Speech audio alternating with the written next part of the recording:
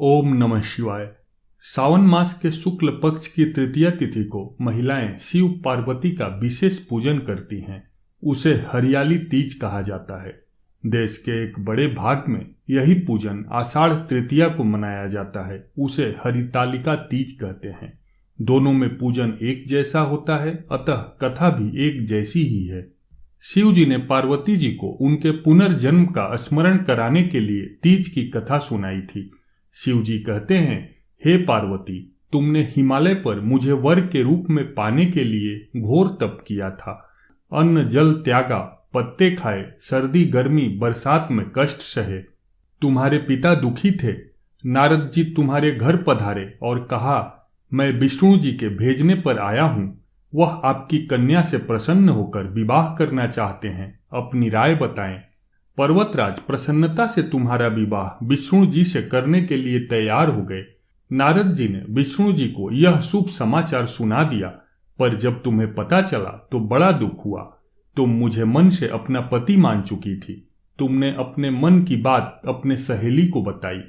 तुम्हारी सहेली ने तुम्हें एक ऐसे घने वन में छुपा दिया जहां तुम्हारे पिता नहीं पहुंच सकते थे।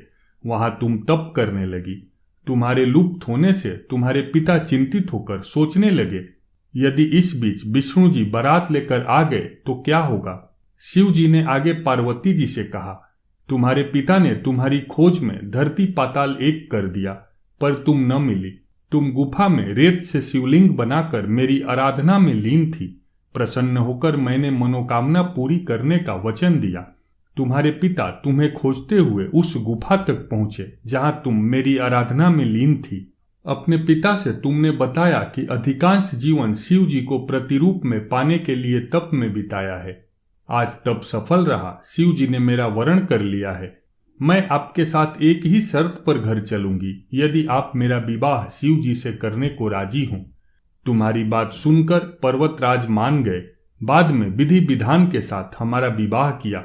हे पार्वती, तुमने जो कठोर व्रत किया था उसी के फल स्वरूप हमारा विवाह हो सका। इस व्रत को निष्ठा से करने वाली स्त्री को मैं मनवांछित फल देता हूँ। उसे तुम जैसा अचल सुहाग का वरदान प्राप्त हो।